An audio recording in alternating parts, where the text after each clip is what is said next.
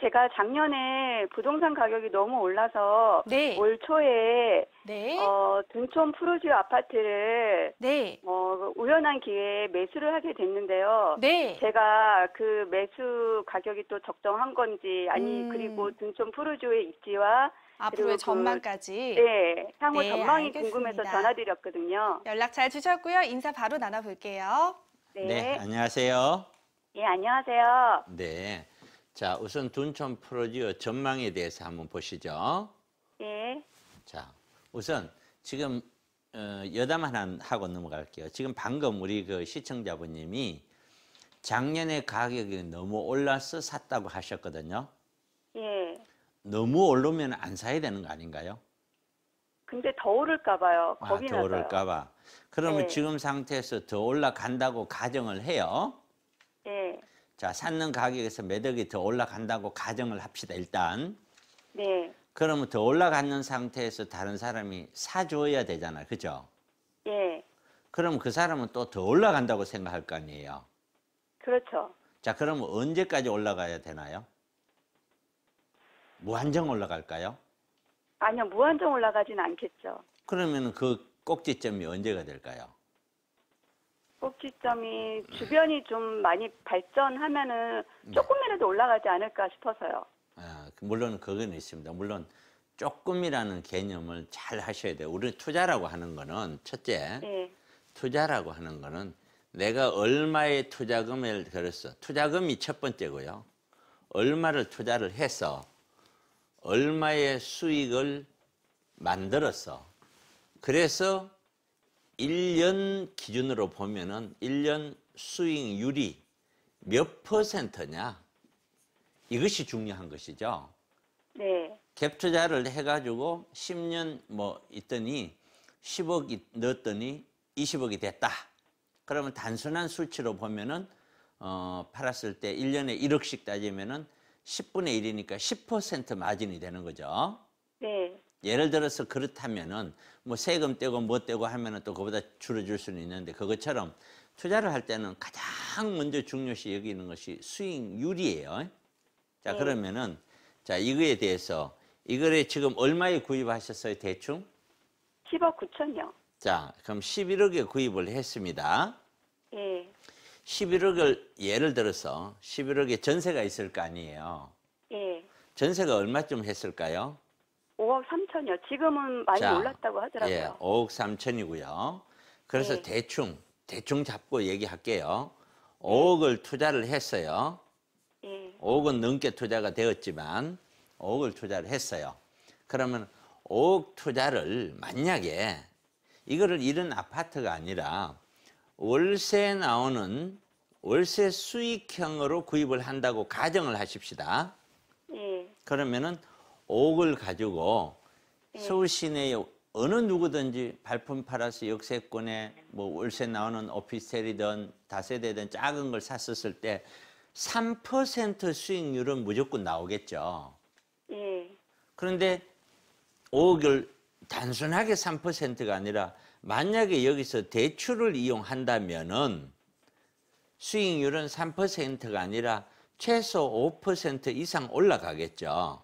예, 자, 그러면은 내가 이걸 아파트를 산다는 거는 5억으로 수익형으로 했었을 때 거의 확실하게 5%, 이건 거의 확실한 거잖아요. 네, 확실한 5%보다 얘가 더 높이, 더 많이 기대가 되었었을 때 투자할 의미가 있죠. 예, 예, 그러면은 이렇게 5%에서 10년을 갔어요. 그러면은 얘는 2억 5천이라는 돈이 남는데 예, 5%니까요. 2억 5천도 매년 나오는 대로 다시 재투자가 되기 때문에 사실은 3억 넘게 나오겠죠. 예, 자, 그러면은 얘는 11억을 가지고 여기 전세를 끼고 투자를 했을 때 3억 넘게 시세 차익을 내려면 예, 일단 거주를 하기 전에는 거주를 하게 되면 투자가 11억이 되는 거고요. 예, 거주를 하지 않고 5억을 투자했었을 때 3억 이상 남으려면은 시세 차익으로 남으려면은 적어도 4억에서 5억 정도는 더 올라가 줘야 예, 세금 떼고 나면은 그 금액이 나오겠죠. 예. 그러면은 얘가 4억에서 5 올라가면은 15억에서 16억 가는 거 하고 10년 뒤에 예. 예. 가는 거 하고 그 돈으로 5억 투자해서 수익형으로 가는 거 하고 이론적으로는 똑같죠. 예. 예. 똑같은데 수익률은 확실한 거고 지금 당장 나오니까 예. 얘는 불확실한 거죠. 예. 그러면 불확실하기 때문에 이걸 만약에 투자를 한다 하면은 15억, 16억이 아니라 18억, 19억이 기대가 되어야 예. 이걸 할 의미가 있죠. 예. 기대치가 있으니까요. 예. 그러면 얘가 18억, 19억이 되면은 서울 시내 아파트 가격이 얼마씩 갈까요? 상상 초월로 가겠죠. 네. 그럼 그 이야기는 무슨 얘기냐면은 우리가 투자를 할 때 모든 시청자분님이 이 방송을 보고 있는데 이게 들으라고 제가 하는 거예요. 단순하게 이거 없으면 어떻게 나 올라갈 거야. 단순히 하는 것들은 그거는 정말 옛날 사람들이에요. 투자를 하는 데 있어서 기본적인 수익률은 계산을 해보고 야 이게 확실하지 않다면 확실한 이게 낫다 라고 판단이 되면 이게 맞는 것이지 이게 맞는 건 아니라는 거예요. 예를 든다면은 꼭 아파트를 무조건 사야만 답은 아니라는 뜻을 제가 말씀드리고 싶은 거예요. 그러니까 어떤 걸 투자를 할 때 이게 아니라 어떤 걸 투자를 하더라도 아파트를 구입할 때는 내가 이걸 투자하는 돈이 얼만데 그 투자하는 돈으로 월세 나오는 걸 샀었을 때 10년 지났을 때 확실한 그거보다는 얘가 확실히 더 많이 세금 떼고 남아야 된다는 거죠. 예. 그래야 그걸 투자할 의미가 있잖아. 그렇죠? 예. 그런 생각을 꼭 앞으로는 하시길 권해드리겠고 그다음에 아까 본론으로 들어가서 저한테 이제 질문한 것이 이 둔촌 프로지오가 전망이 어떻게 되냐라고 얘기했거든요. 예. 전망은 두 가지를 나눠서 설명할 수 있어. 모든 아파트가 똑같아요. 첫 번째, 전체 사회 전망이 있어요. 사회 전망. 우리 서울 전체 부동산 전망. 전체 부동산 전망이 올라가면은 얘도 올라가겠죠. 네. 자, 전체 전망이 올라간다라고 생각하는 거는 이거예요. 첫째, 돈이 많이 풀려서 유동성이 계속해서 많다. 예. 그러니까 올라갈 거야.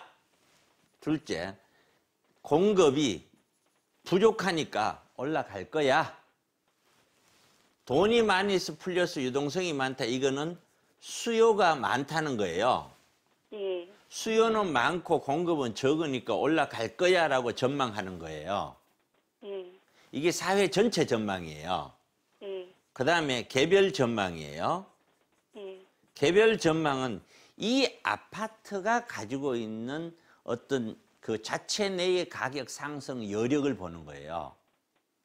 그러면은 아파트 전망을 봤더니 교통을 봤더니 9호선이 보훈병원까지 연결이 되어서 9호선 영향은 이미 다 반영이 됐다라고 볼 수 있어요.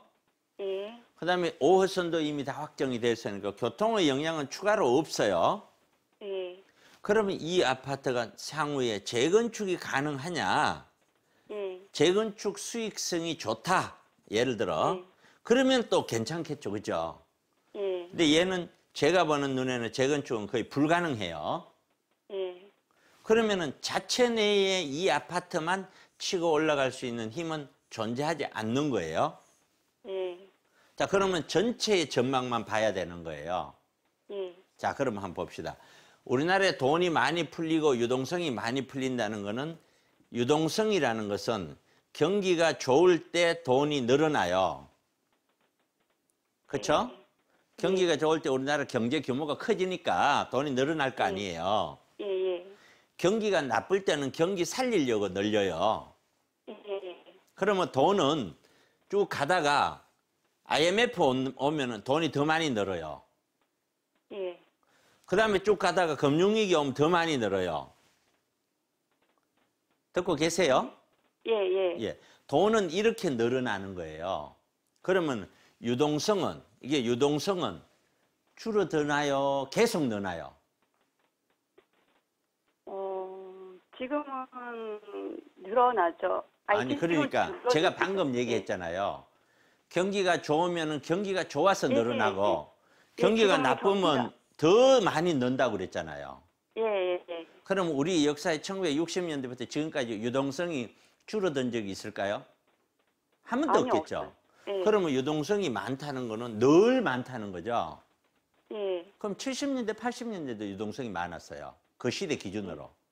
예, 예. 그리고 공급 부족. 서울 시내에 공급이 넉넉한 적이 단 한 번이라도 있었나요? 수십 년 동안? 아니요. 없었죠. 예. 그럼에도 불구하고 서울 가격이 90년대하고 금융위기 이후에 떨어졌어요? 안 떨어졌어요? 금융위기 때는 떨어졌었어요. 떨어졌죠. 네. 1990년대도 떨어졌어요. 예. 일기 신도시 들어오고 하면서. 예. 그러면 그때는 유동성이 많은 그 공급이 부족한데 왜 떨어졌을까요? 이해가 안 가죠.